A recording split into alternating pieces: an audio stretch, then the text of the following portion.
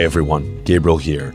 Before I intro our next guest in this special episode in partnership with Explore Sideways, highlighting my time in Cape Town, South Africa, I wanted to make sure you were all aware of our series, Effects of Change, in partnership with Bon Appetit, co-hosted by Editor-in-Chief Jamila Robinson and myself.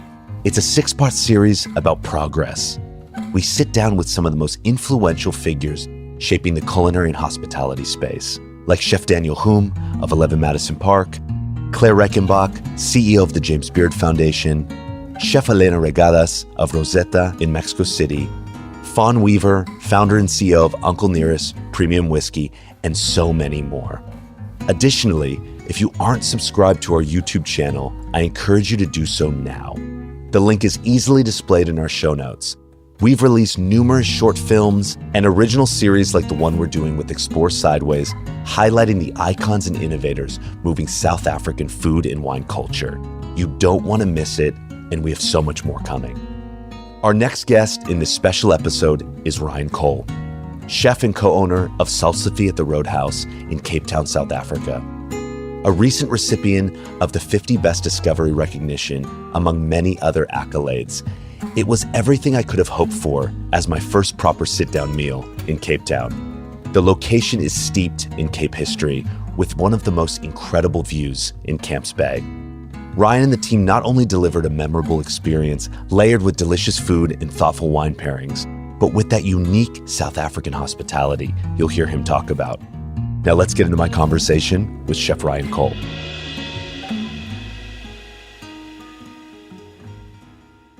How have you gone about rediscovering ingredients and African cooking techniques? I think by never settling for what we know.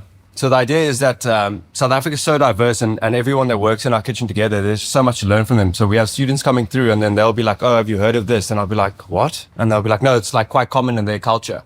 So, and that sort of drives the intrigue to rediscover and sort of push it forward. Where are you getting a lot of this young talent from? Is there a local university? Is there a local school? Because again, I'm not familiar with the ins and outs here, but is there a steady flow, or is it an international group of people who are staging with you? So South Africa, we don't really have a lot of international like sort of stagiaires like you'd find in Europe and the Americas. Not yet. But not yet, yeah. Because it's so far away. It's like, it's a far distance to travel. So we work with a lot of sort of, you have the really high-end schools, which are like the leading schools in the country. And then you also have, we've been around for 6 years. So we've worked with a lot of different intern programs and different like sort of non-profit organizations. And we get their students in and the students do really well. And then we keep them on and we grow them. So for me, it's very important that we give back and reinvest into the industry, because I came up through an apprenticeship. So I couldn't afford to study. And in high school, in South Africa, you do the 3 weeks in your chosen profession. And so I went into a hotel. And I was like, wow, this is amazing. It's things I'd never seen. I'd never heard of rocket before. So for me, it was like such a massive eye opener. So that's been one of the key pillars for me, is to like sort of cement ourselves on the fact that we reinvest into people that don't necessarily have the opportunity. That's how it started. I mentioned earlier, and I wanted to get your perspective on it because I was talking to Terrence about these European chefs setting the foundation, and then young chefs like yourself and even younger ones sort of building upon that foundation from a supply chain purveyor, kind of provider. How have you gone about the discovery part, but also supporting these farmers in sticking with some of these indigenous plants? Or because the example I gave to him was, I was having this conversation with Elena Regadas from Rosetta in Mexico City. And she said, you can't fault a farmer who is doing this specific heirloom corn and has been, it's indigenous, but like can't make enough money for their family. So they move into some monocrop because you can't fault. That's where the money is. That's where the money is. Yeah. You can't fault them for that. But she said, we have the power as chefs, as places, institutions like this, to be able to make sure we don't lose. We don't lose some of these indigenous plants. Similarly, can you speak to here what you and also sort of the greater community potentially are doing as you discover new plants, new ingredients, and say, how do we continue to support this? So I mean, for me, it's an easy question. So the simple answer is, because as industry leaders, our job is to create value. And that's the big thing. So if we look at the fishing world, so my dad was a commercial fisherman on a small boat. It's called a ski boat. It's a trailered boat. A little boat, 5 guys, they go out into the bay, they catch what they can, they come back, and then they sell it. So in the years gone by, when fish were in abundance, they would catch and sell for very little. Yeah. But as times have changed, so have the species available, so have the quantities available. But now what's happened is the fish that used to be caught in by the thousands and put onto like a sort of a band and sold as 10 together for like 5 South African rand or whatever, those are now worth 120 rand a kilo. So they've taken something that's a secondary species and now created value behind it. And that's only done through the chefs and saying that this is where the value lies. And with like sort of NPOs, like we have something called Abelobi, which is an NPO that's all about the socioeconomic impact of the fishermen. So if they get paid more and the middlemen make less, the chains become shorter and they get more money. And that's how you grow the value of things. Community building is something we talk about on this show. I mean, like almost every chef, every restaurateur, it ends up being a conversation about building community, whether it's with your staff, whether it's supporting young talent, but also your clients as well, and really building this community. I had read something about you that, like, you know, community building is a part of sort of your ethos and your value system. Is there a strong sense of community amongst the chef community, the supplier community in South Africa? And again, coming from the States, New York, as competitive as it is, people support each other. Yeah. They may go at it, but they're like, during COVID, other times it's like there was a real camaraderie. LA, where I spend most of my time now, I think because of the nature of how spread out the city is, people don't communicate like as much, but is there a strong sense of community? And ultimately, if there is, how are you continuing to build upon that? So I think in years gone by, so before we opened Salsify, I used to run, I was the head chef at the Test Kitchen, which was at the time, I think it was like 7, 8 years ago, which was like the #1 restaurant. It was like world 50 best. It was like the restaurant. And back then it was very much, everyone was their own sort of tower. But as we opened this place and COVID happened, everything changed because it's COVID was the equalizer and sort of it added the human element back into it. So it was less about like keeping everything that you have and more about sharing and checking in with people. And that sort of started the cycle of like, are you okay? And I think with that, it's like, oh, I've discovered this, I found that. And that's how we sort of like started the community. And for me, it's a big thing to grow because if we, you know, like a rising tide, all ships float. And for me, that is a big thing. And I pride myself on that, which is how we started the Salsify and Friends collab series. I think we started it 2 years ago where we invited the other top chefs in the country into our kitchen, into our home and sort of said, guys, let's cook together. And I think that sort of took all the walls down and like it's not about the competition. The better I get, the better you get, the better we do. And the stronger we stand as a platform, as a nation. I think of it as, it's like friends in the wine space or in the spirit space. You may be competitors, but ultimately, like, I have friends that are selling and promoting South African wine in the States and they compete against each other, but they're actually both supporting the same mission. Because they're highlighting a region. Absolutely, a region. Exactly. So it's the same thing. And I love a collab as difficult as they are. So, you know, they are sometimes. They're like, great on paper. But like then you get there, you're just kind of like, why do you think this is a good idea? But I also think that, you know, for me, the better you do, the better we do. But as a restaurateur, if somebody's coming specifically to South Africa to eat at my restaurant, they're only going to eat there once.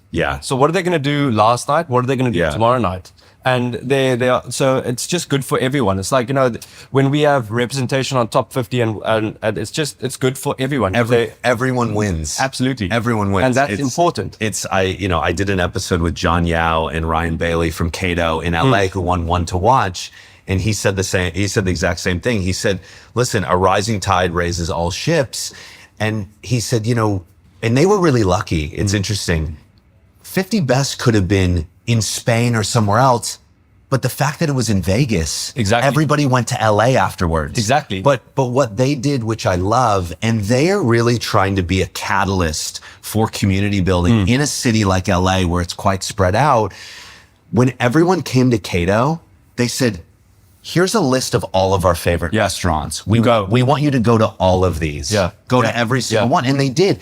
The global media went to all of them. The other chefs that were coming in went and experienced Vespertine and experienced all these other places. So, you know, like, I think that's part of my mission with my show is like, how do we continue to support? We're not in conflict with each other. No. We can compete. Absolutely. We can compete, and that's what's we're fun. on the same race, though. We want people to come to our race. We want them to come and watch. We want to create that sort of like, hey, guys, look at what we're doing as an industry. Exactly. And we always say, you know, the thing is, we need to stand together, get them into the door, and then we can hatch it out after that. But let's get them in. Yeah. So when we have guests coming and they're like, oh, we ate there last night, and it's like kind of like, guys, it's not a competition. Yeah. It's not a this or. It's a this and. And that's sort of like the mentality that we're trying to grow as a restaurant. So we pride ourselves on not trying to be the best restaurant, but everyone's favorite restaurant. So that's like sort of to the team. It's about making people feel at home, making people feel welcome, and then wanting them to come back. Yeah. And that's sort of how you cut the competition out. So talk briefly, we're in Salsify right now. Just talk briefly about sort of the current menu right now, this season, and what you and your team are excited about. Yeah. So I always struggle with this whenever people are like, okay, cool, what is it that you do? So for me, it's like, it's just something that I really struggle with. So the favorite thing that we're doing at the moment, it's we're doing a little welcome drink in our preservation chamber. So we're doing something called the Imperpo Fizz. And Imperpo is it's a wild herb that grows in the mountains, and it's collected by a group of Rastafarians that are called the sack men. They're called the sack men because they literally live in sacks, Hessian bags. Yeah. And they spend weeks in the mountain. They come down and they sell all these wild herbs and vegetables. And so we have taken this one called Imperpo. So it's a wild sage, and they dry it out and normally use it to cleanse spaces. So if you're trying to get rid of, in African cultures, if you're trying to get rid of bad spirits, or you just want to do a fresh start. A sage or it's like a smudge stick. Yeah. Okay. Yeah.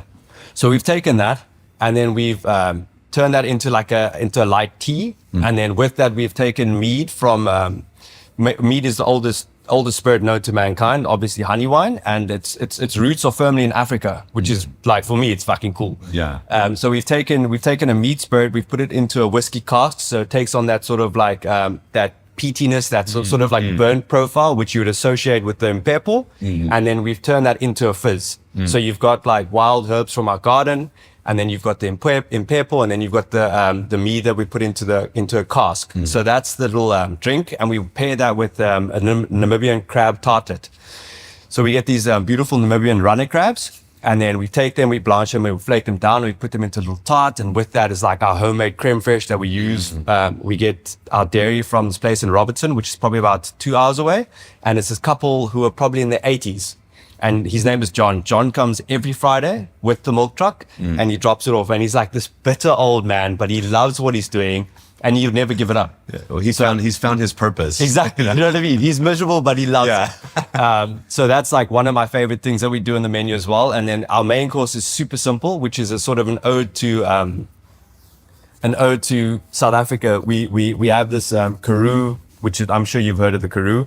This Karoo Wagyu beef, which is like as close as South Africa is going to get to Wagyu, because obviously it's so hot here and animals are quite lean and they work hard. And with that, we're doing a chakalaka, which is a South African version of a spiced tomato relish. So it's just like super simple, and it's actually based off, like, as a team, our favorite staff meal, which we have together, which is like chakalaka and boerewors. So that's the concept behind it, but we've managed to turn that into like this beautiful celebration in South Africa. I was talking to Amori yesterday about how family meal is always my favorite. It's always the best. Yeah, exactly. Absolutely. It's like, I was like, can we just do, staff meal right now? Yeah, like, exactly. come on. Yeah. Cut all the fluff. Get down to it. Exactly. Yeah, because it's so delicious, and it's cooked with love. It's cooked with love. And that's all you can ask. Yeah.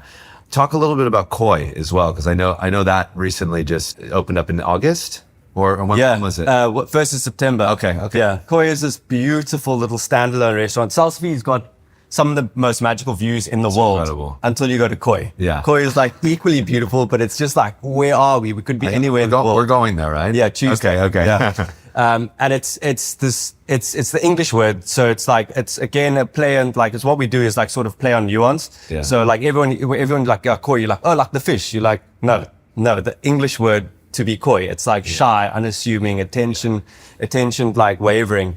And it's just this beautiful place that people have just walked past for like 14 years. It was built as a show house, and then it turned into like a sort of gin bar through COVID, and it's been standing vacant for a year. And I just like walked past it and I was like, why is this not a restaurant? Mm-hmm. And then like we found out that the lease came up, and I was like, we have to have it. Yeah. So we opened Koi, which is like this beautiful African inspired. So the idea is that it's an African shoreline exploration of undersung heroes. And that's what it is. It's not trying to be like, it's just hidden in plain sight. It's so, yeah, it's beautiful. I can't wait to go. What most excites you about the food scene in South Africa or in Cape Town, and sort of you and along with others who are sort of a catalyst for this new age South African food? For me, it's the growth. I think the thing that excites me the most is the growth. And I think that, we haven't even started to see the tip of the iceberg yet. I think it's Cape Town it's only doing one thing, and it's on the up. It's exploding, and it's exciting, and it's beautiful, and we're creating an identity. Like I was saying to my team, if you go back 6 months, you would never see anything African on any menu anywhere. And it's something that we've always been playing with, is like the idea of South Africanisms in food. So it's like you've got 11 national languages. There's no sort of one way. We've got a young democracy, a dark past. It's just a melting pot.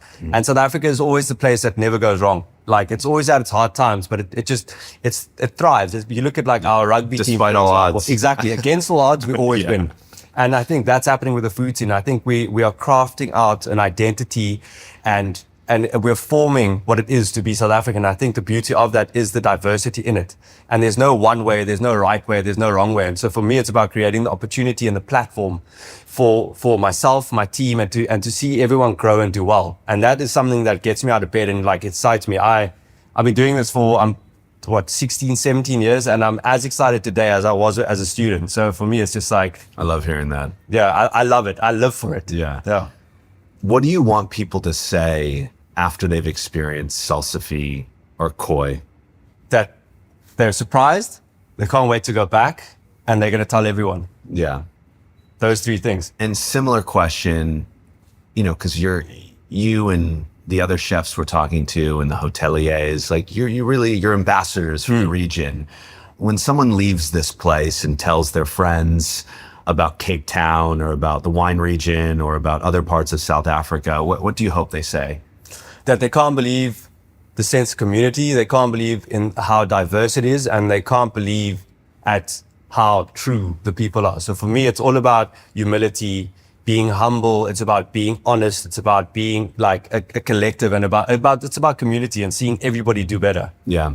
It's funny. Humbleness has come up in a number of the conversations. And it started with my first conversation with Johan, the owner of La Botessa, because I said, how would you define South African hospitality? Because everywhere around the world, there's different there's different nuances. Yeah. And he said a number of things, but like, there was a root of humbleness that he said, there's a humbleness, there's a graciousness. Like we want. For me, it's honesty. Yeah. So we like one of the other pillars are like as a South African restaurant, we pride ourselves at Salsify on African hospitality.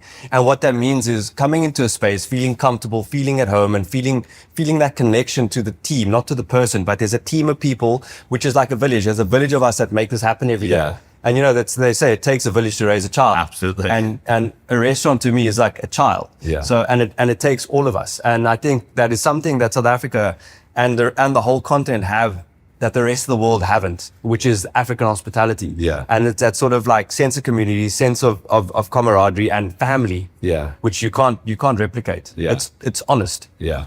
I love that.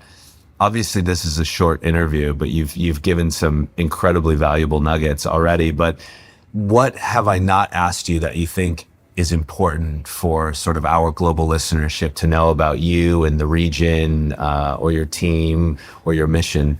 For me, I don't think any one thing is important. I think as a collective, it's all important. I think it's important that people come here and experience it with an open mind and not to measure. I think when people start measuring against, that's when the problem, you often have people coming in and saying, well, we're from France and this is definitely like equal to 2 or 3 Michelin star restaurants. Like, okay, cool. But we're not in France. We're not in France. Thank you. That's very kind, and we appreciate it. And I was lucky enough to train in a 2 Michelin star restaurant in London, and it was like back when it was very difficult and things were very hard, and like the harder you were, the harder you worked. Sure. And for me, it's about changing that narrative and redefining that, and to get the consumer to build and buy into a culture of it's not a this or, it's a this and. And for me, that's really important. But I think once we get to that point, we'll all be winning. Yeah, love it.